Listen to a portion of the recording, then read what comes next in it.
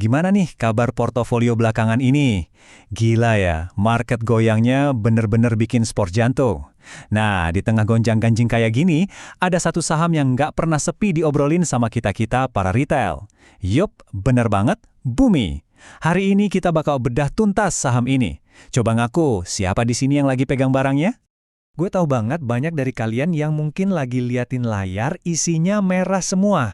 Pusing kan? Apalagi abis diguyur parah kemarin.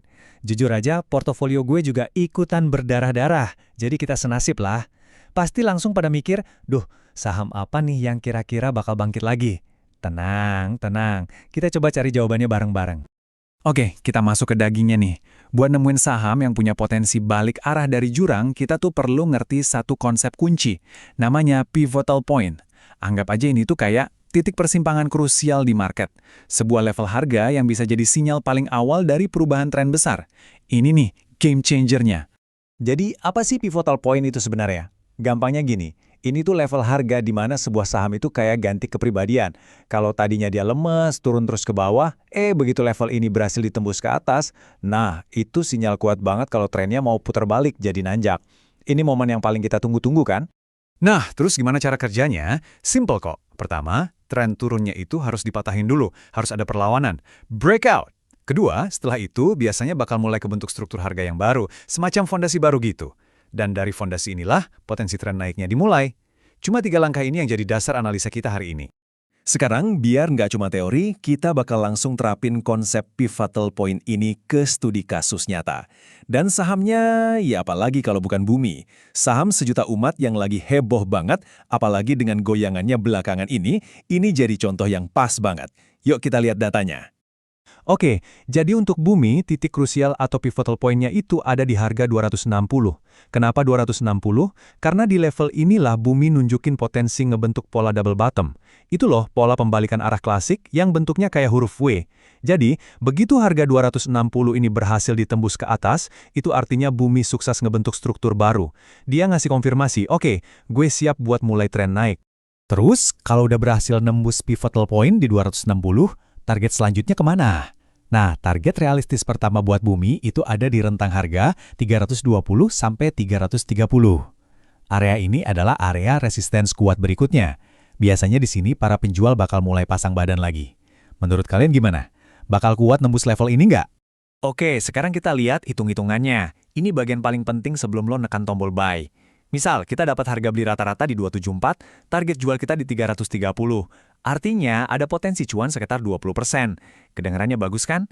Tapi, yang jauh lebih penting, kita juga harus pasang rem darurat alias stop loss. Misalnya kita taruh di 258. Artinya, risiko rugi kita cuma sekitar 5,8%. Nah, sekarang bandingin. Potensi untung 3,5 kali lebih gede dari risikonya. Ini yang namanya risk-reward ratio yang sehat. Dan ini wajib, kudu, fardu ain kalian lakuin di setiap trade. Bukan cuma di Bumi aja ya. Analisa teknikal udah, tapi seringkali ada cerita yang lebih menarik di baliknya. Kenapa sih Bumi bisa tiba-tiba punya bensin buat lari kenceng? Ternyata, ini ada hubungannya sama menghilangnya seorang penjual raksasa misterius yang selama ini nahan harganya. Siapa dia? Jawabannya mungkin bakal bikin kalian kaget. Pertanyaan ini penting banget loh. Pernah nggak sih kalian ngerasa, ini saham bagus, kok harganya di situ-situ aja ya? Kayak ada tembok gede yang sengaja nahan?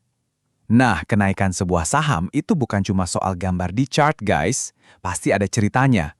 Selama berbulan-bulan, ada satu pihak yang terus-terusan jualan Bumi dalam jumlah masif, yang bikin harganya jadi susah gerak.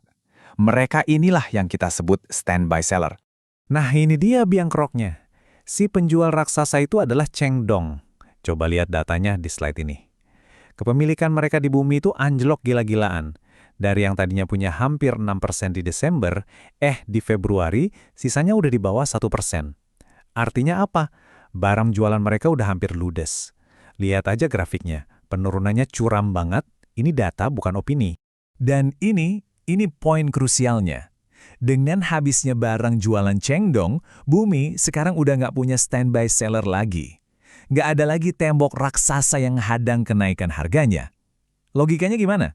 Ya kalau penghalangnya udah nggak ada, jalannya buat naik jadi jauh lebih enteng kan? Ibarat mobil nih, rem tangannya udah dilepas, tinggal injek gas aja. Dari studi kasus Bumi barusan, ada banyak banget pelajaran berharga yang bisa kita ambil biar nggak gampang rungkat di market. Nah sekarang, gimana caranya kita ubah insight ini jadi tips praktis yang bisa langsung kalian pakai? Yuk, kita rangkum jadi beberapa aturan main yang konkret. Ini dia 3 aturan wajibnya, tolong dicatat. Pertama, selalu, dan gue ulangi, selalu pikirin resiko sebelum mikirin untung. Tentukan di mana batas rugi lo. Artinya, sebelum lo klik buy, lo udah tahu persis, oke, gue siap rugi sekian rupiah kalau analisa gue salah. Ini jaring pengaman lo. Kedua, buang jauh-jauh yang namanya feeling atau baper. Percaya sama data, percaya sama apa yang chart tunjukkan, bukan sama harapan kosong lo. Market nggak peduli sama perasaan kita, bro. Ketiga, dan ini yang paling susah tapi paling penting, disiplin sama rencana. Kalau harga udah kena level stop loss, ya jual, eksekusi. Nggak ada tawar-menawar. Jangan malah berdoa berharap harga balik modal, karena itu resep paling ampuh buat nyangkut parah. Oke, kita udah lihat gimana Bumi bisa bangkit setelah si penjual raksasanya cabut. Analisa ini ngasih kita semacam kerangka berpikir buat ngeliat saham lain. Tapi pertanyaannya sekarang adalah, setelah rintangan besar ini lewat, menurut kalian nih, apa tantangan atau rintangan berikutnya yang bakal dihadapi Bumi?